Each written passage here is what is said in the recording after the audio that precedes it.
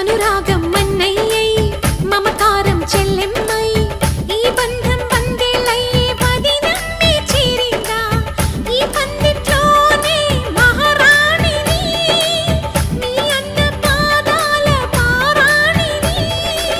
స్వర్గమొచ్చి మన వాకిట్లో ఈనాడు వారేనమ్మా ఒకరెమ్మకి విరిసే పువ్వులం ఒక పెదవిపై మురిసే నవ్వులం అనురాగం చేసే పెళ్లికి శుభలగ్నము